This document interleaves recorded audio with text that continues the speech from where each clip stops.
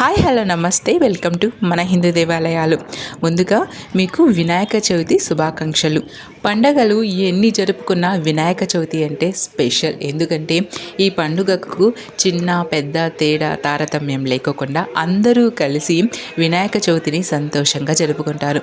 పూర్వకాలంలో ఒక పద్ధతి ఉండేది, ఈవెన్ ఇప్పటికీ ఆ పద్ధతి కొనసాగుతుంది కొన్ని చోట్ల. అదేమంటే ఏ పండగ వచ్చినా పబ్బం వచ్చినా అమ్మమ్మ వాళ్ళ ఇంటికో నానమ్మ వాళ్ళ ఇంటికో వెళ్ళి ఆ పండుగను మనం సెలబ్రేట్ చేసుకునే వాళ్ళం. ఎందుకు అంటే అలా అయినా అందరూ కలుస్తాము అనేసి. ఇప్పట్లో ప్రతి ఒక్కరి లైఫ్ బిజీ షెడ్యూల్గా మారిపోయింది. జాబ్, రెస్పాన్సిబిలిటీ, ఫ్యామిలీస్ చూసుకోవడం, ఇలా ఒక్కటి కాదు చాలా రెస్పాన్సిబిలిటీ తల మీద వేసుకొని ప్రతిరోజు ఏదో ఒక టెన్షన్తో గడుపుతూనే ఉంటాం.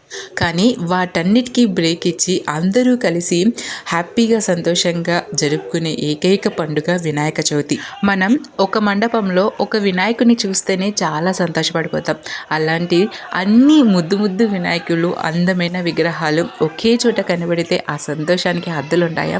అయితే ఇవాళ మన హిందూ దేవాలయాల ఛానల్లో మీకు అన్ని విగ్రహాలను ఈరోజు చూపించబోతున్నాను. వీడియో ఫస్ట్ నుంచి లాస్ట్ వరకు ఎక్కడ స్కిప్ చేయకుండా చూడండి. వీడియో నచ్చితే తప్పకుండా లైక్ చేయండి, షేర్ చేయండి, కామెంట్ చేయండి. అండ్ ఇప్పటి వరకు మన హిందూ దేవాలయాల ఛానల్ని సబ్స్క్రైబ్ చేయకపోతే సబ్స్క్రైబ్ చేసుకుని నన్ను సపోర్ట్ చేయండి. ఇక్కడ మీకు కనిపిస్తున్న విగ్రహాలు స్టార్టింగ్ 10,000 నుండి 1,00,000 రూపాయల వరకు విలువ చేసే విగ్రహాలన్నమాట. సో విగ్రహాలని చూస్తూ వినాయకుడికి సంబంధించిన ఒక స్టోరీ అండ్ వినాయకుడు దగ్గర నుండి మనం నేర్చుకోవాల్సిన కొన్ని విషయాలను వింటూ అందమైన ఈ విగ్రహాలను చూసేద్దాం. వినాయకుడు అంటే విఘ్నేశ్వరుడు. అంటే మనం ఏ పని చేయ తలపెట్టినా ముందు వినాయకుడిని పూజిస్తే మనకు ఆ పనిలో ఎలాంటి అవరోధాలు ఏర్పడవన్నమాట. అందుకనే ఎప్పుడు తొలి పూజ వినాయకుడికే చేస్తారు. అయితే వినాయకుడి జీవితం నుండి మనం ఓ ముఖ్యమైన 5 విషయాలను ప్రేరణగా తీసుకొని వాటిని మనం మన నిత్య జీవితంలో పాటించవచ్చు. మరి ఆ విషయాలేంటో ఇప్పుడు తెలుసుకుందాం. విధి నిర్వహణే ముందు.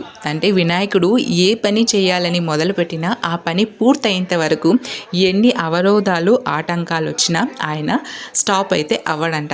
ఆ పని ఖచ్చితంగా పూర్తి చేసే తీరుతారట. అయితే దానికి సంబంధించిన కాస్త వివరణ. పార్వతి గణేశుడి బొమ్మను తయారు చేసి దానికి ప్రాణం పోసి తన ఇంటికి ఆయన్ను కాపలా ఉంచి స్నానానికి వెళ్తుంది కదా. అప్పుడు శివుడు ఇంట్లోకి వచ్చి లోపలికి వెళ్ళబోతే గణేశుడు అడ్డుకుంటాడు. శివుడు తాను పలానా అని చెప్పినా గణేశుడు వినడు. తన కర్తవ్యం ఇంట్లోకి ఎవరిని రాకుండా చూసుకోవాలి. అదే విషయం పార్వతి కూడా వినాయకుడికి చెబుతుంది. కనుకనే సాక్షాత్తు శివుడే వచ్చినా సరే గణేశుడు తన ప్రాణాలు పోయినా విధి నిర్వహణను పూర్తి చేసి తీరతాడు. ఆయనలో ఉన్న ఈ గుణాన్ని నిజంగా మనం కూడా అలవాటు చేసుకుంటే లక్ష్య సాధనలో, కెరియర్లో మనం దూసుకు వెళ్ళవచ్చు. ఇకపోతే గణేశుడికి సంబంధించిన 2వ విషయం. తల్లిదండ్రుల కన్నా ఎవరు ఎక్కువ కాదు. గణేశుడు కుమారి స్వామిలలో ఎవరిని గణాధిపతిగా చేయాలని ఆలోచిస్తూ శివపార్వతులు వారికి ఒక పరీక్ష పెడతారు. వారిద్దరిలో ఎవరు ముందుగా ముల్లోకాల్లో ఉన్న పుణ్యక్షేత్రాలను చుట్టి వస్తారో వారే గణాధిపతి అంటారు. దీంతో కుమారస్వామి వెంటనే తన నెమలి వాహనంపై యాత్రకు బయలుదేరుతాడు. కానీ గణేశుడు మాత్రం తల్లిదండ్రులైన శివపార్వతులనే దేవుళ్ళగా భావించి వారి చుట్టూ 3 ప్రదక్షిణలను చేసి గణాధిపతి అవుతాడు. నిజంగా సమాజంలోని ప్రతి ఒక్కరూ తమ తల్లిదండ్రులను దైవంగా భావించి జాగ్రత్తగా చూసుకోవాలనే విషయాన్ని మనకు గణేశుడి జీవితంలో జరిగిన ఈ సంఘటన చెబుతుంది. ఇక 3వ విషయాన్ని కూడా తెలుసుకుందాం. తప్పు చేసిన వారిని క్షమించడం. వినాయకుడు ఒకసారి సుష్టుగా భోజనం చేసి ఆపసోపాలు పడుతూ వెళ్తుంటే అతన్ని చూసి చంద్రుడు నవ్వుతాడు. దీంతో వినాయకుడు కోపోద్రిక్తుడై చంద్రుడిని ఆకాశంలో నుంచి పూర్తిగా కనిపించకుండా పొమ్మని శపించి శాపం పెడతాడు. అయితే వెంటనే తన తప్పు తెలుసుకున్న గణేశుడు చంద్రుడికి ఆ శాపం నుంచి విముక్తి కలిగిస్తూ కేవలం ఒకరోజు మాత్రమే కనిపించకుండా పొమ్మని శాపాన్ని మారుస్తాడు. అలా ఎవరు ఏ తప్పు చేసినా క్షమించమని మనకు వినాయకుడి జీవితం చెబుతుంది. ఇక 4వ విషయం. చేపట్టిన పనిని వెంటనే పూర్తి చేయడం. వేదవ్యాసుడు చెప్పిన మహాభారతాన్ని వినాయకుడు తాళపత్ర గ్రంథాలపై రాశాడన్న సంగతి తెలిసిందే. అయితే తాను ఆ పురాణం మొత్తాన్ని చెప్పడం పూర్తి చేసే వరకు మధ్యలో ఆగకూడదని వ్యాసుడు చెబుతాడు. దీంతో వినాయకుడు మధ్యలో కనీసం విశ్రాంతి అయినా లేకుండా నిరంతరాయంగా అలా మహాభారత గ్రంథాన్ని వ్యాసుడు చెప్పింది చెప్పినట్టుగా రాస్తూనే ఉన్నాడు. ఓ దశలో గ్రంథం రాసేందుకు ఉపయోగించే గంటం పెన్ను లాంటిది విరుగుతుంది. అయినా గణేశుడు తన దంతాల్లోంచి ఒక దాన్ని విరచి గ్రంథం రాయడం పూర్తి చేశాడు. కానీ మధ్యలో ఆగడు. దీన్ని బట్టి మనకు తెలుస్తుంది ఏమిటంటే, ఏ పని చేపట్టినా ఎన్ని అవరోధాలు వచ్చినా వెంటనే ఆ పనిని పూర్తి చేయాలి. మధ్యలో ఆగకూడదన్నమాట.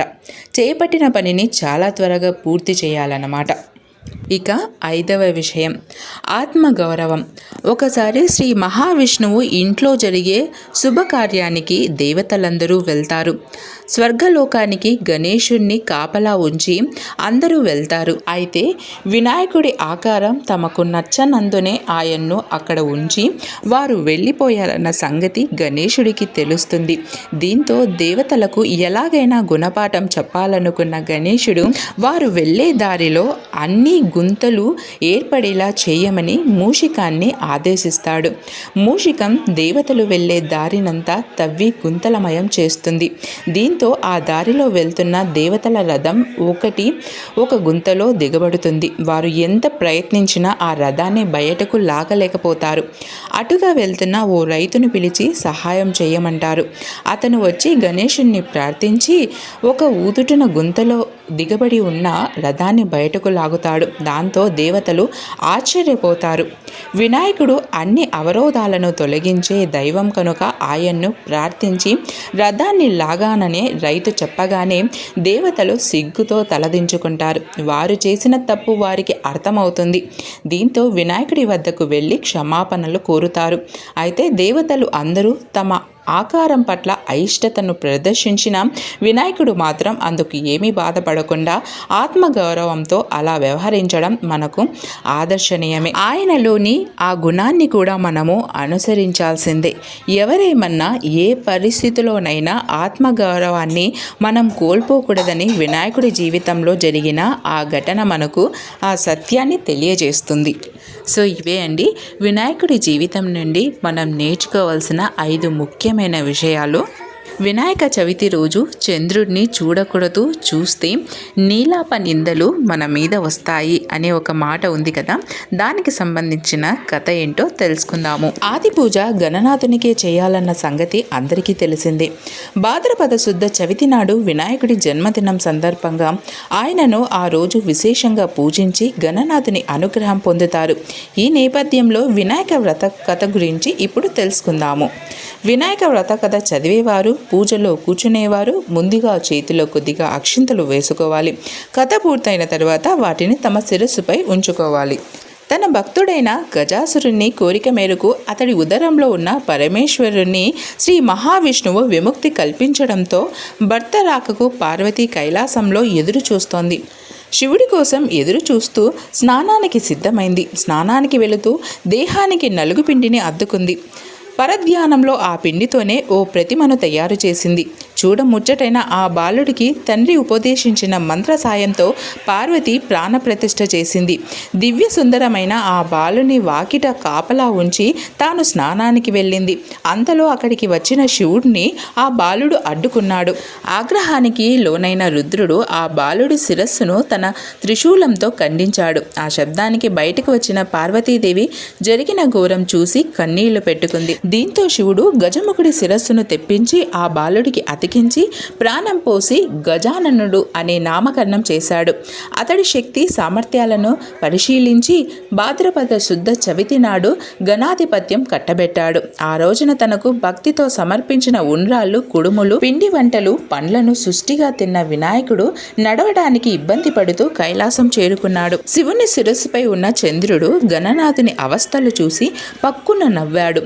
రాజదృష్టి సోకితే రాళ్ళు కూడా నుజ్జవుతాయని విఘ్ననాథుడు అతని ఉదరం పగిలి అందులోని ఉండ్రాళ్ళు కుడుములు బయటకు వచ్చి అచేతనుడయ్యాడు. దీంతో ఆగ్రహించిన పార్వతీదేవి, పాపాత్ముడా, నీ దృష్టి సోకి నా కుమారుడు అచేతనంగా పడి ఉన్నాడు కాబట్టి నిన్ను చూసిన వారు పాపాత్ములై నీలాప నిందలు పొందురుగాక అని శపించింది. దీని ద్వారా ఋషిపత్నులకు కలిగిన నీలాప నిందలను గురించి తెలుసుకుందాము.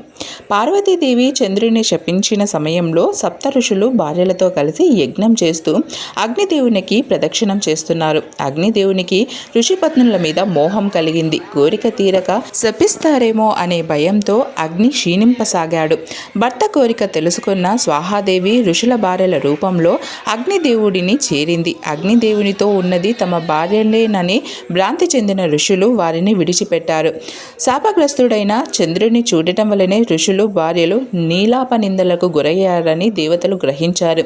వీరందరూ బ్రహ్మదేవునితో కలిసి కైలాసానికి వెళ్లారు.